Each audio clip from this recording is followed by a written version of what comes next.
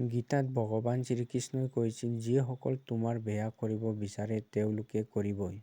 লাগিলে তুমি তেওঁৰ ভালেই কৰা বা বেয়াই, সেইবাবে শান্তিৰে নিজৰ কাম কৰি যোৱা। নিন্দালৈ ভয় নকৰিবা। নিন্দা তেতিয়া কৰা হয় যেতিয়া তেওঁ জীয়াই থাকে, কিন্তু মৃত্যুৰ পাছত কেৱল পঢ়োৱা হয়।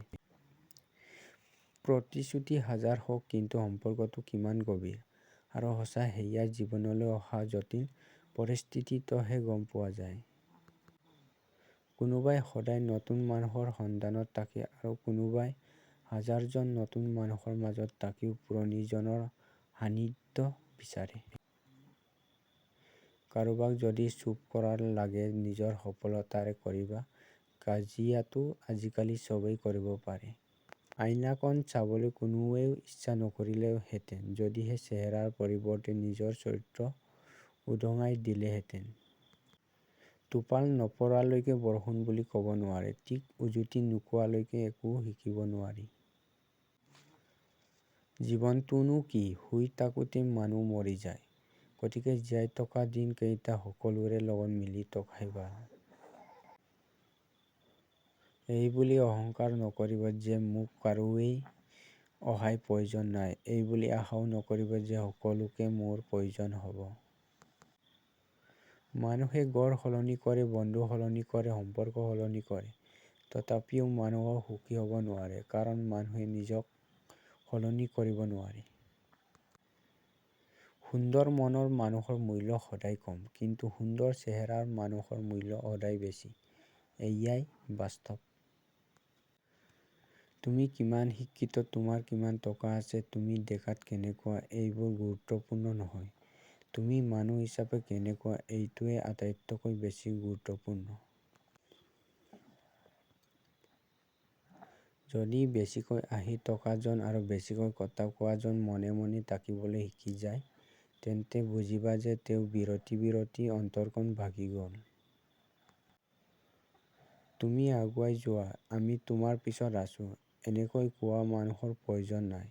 হাতত ধৰি আগুৱাই নিয়া মানুহৰহে প্ৰয়োজন। মানুহ সফল তেতিয়া হয় যেতিয়া তেওঁ পৃথিৱীখন সলনি কৰাৰ পৰিৱৰ্তে নিজক সলনি কৰিবলৈ আৰম্ভ কৰে। পৃথিৱীৰ সকলোতকৈ ভয়ানক বেমাৰটোৱেই হৈছে চিন্তা, যিটোৱে লাহে লাহে মানুহক মৃত্যুৰ মুখলৈ লৈ যায়। গছ এজোপা পুৰণি হ'লেও নাকাটিবা, ফল দিব নোৱাৰিলেও ছাঁ দিব, মা-দেউতা বৃদ্ধ হ'লে বুলিয়েই বৃদ্ধাশ্ৰমত নথবা, অৰ্থ দিব নোৱাৰিলেও সকলো সময়তে সৎ উপদেশ দিব। নিজে জ্বলিও জ্বলন্ত, শিখাই পাহৰা নাই, পোহৰৰ বাট দেখুৱাবলৈ। জীৱন এটা সুযোগ, ইয়াক কামত লগাওক। জীৱন সুন্দৰ, ইয়াক ভাল পাওক। জীৱন এটা সপোন, ইয়াক বাস্তৱত ৰূপান্তৰ কৰক। জীৱন এটা প্ৰত্যাহ্বান, ইয়াক গ্ৰহণ কৰক। জীৱন এটা কৰ্তব্য, ইয়াক সম্পাদন কৰক। জীৱন এটা খেল, ইয়াক দক্ষতাৰে প্ৰদৰ্শন কৰক। জীৱন এটা প্ৰতিশ্ৰুতি, ইয়াক পূৰণ কৰক। জীৱন দুঃখময়, ইয়াক অতিক্ৰম কৰক। জীৱন এটা গান, ইয়াক সুৰ দিয়ক।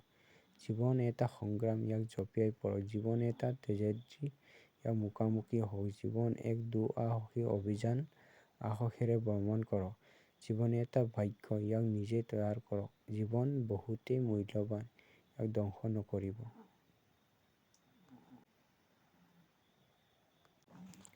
জীৱনে এটা কথা বৰ স্পষ্টকৈ শিকালে যে কাৰোবাক বেছি গুৰুত্ব দিব গ'লে শেষত নিজেই গুৰুত্বহীন হ'ব লগা হয়।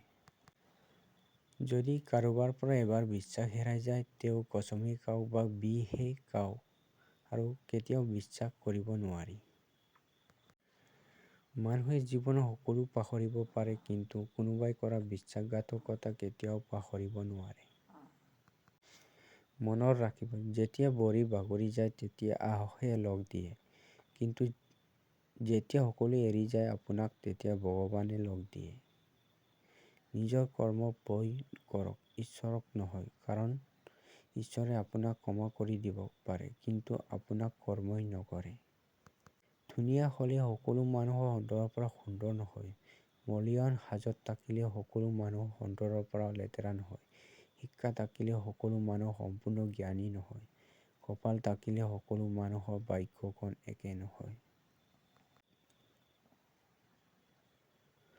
যিজনে তোমাক কন্দুৱাইছে তেওঁক তুমি কন্দুৱাবলৈ চেষ্টা নকৰিবা, বৰং তেওঁ যাতে সকলো সময়তে ভালে থাকে সেইটোৱে আশা কৰিবা। দেখিবা এদিন নিজৰ ভুল বুজি তেওঁ নিজেই কান্দি পেলাব। ভাল মানুহক বুজিবলৈ তোমাৰো এখন ভাল হৃদয়কণ দৰকাৰ, ভাল মগজু দৰকাৰ নাই। কাৰণ মগজুৱে হৰেক যুক্তি তৰ্ক কৰে, কিন্তু এখনি ভাল হৃদয়ে সদায় মৰম প্ৰেম ভাৱহে দেখা পায়। যি ভাগ্যত থাকিব তেওঁ নিজে আহিব, আৰু যি নাথাকিব তেওঁ আহিও ঘূৰি যাব। যিদিনাৰ পৰা তোমাৰ আপোন মানুহজনে তোমাৰ ওপৰত খং কৰা বাদ দিব, সিদিনা বুজিবা তুমি তেওঁক হেৰুৱাই পেলাইছা।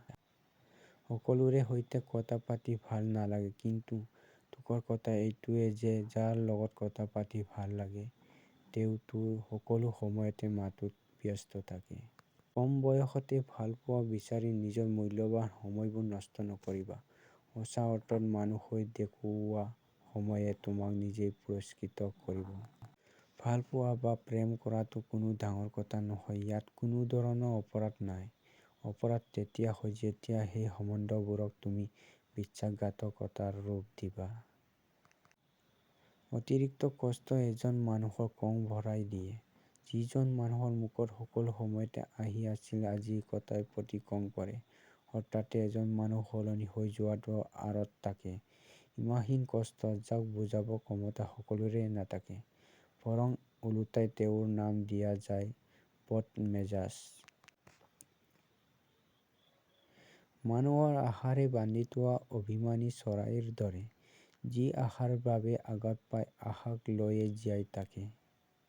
ধন্যবাদ। আজিৰ ভিডিঅ'টো ইমানতে সামৰণি মাৰিছোঁ। Thank U.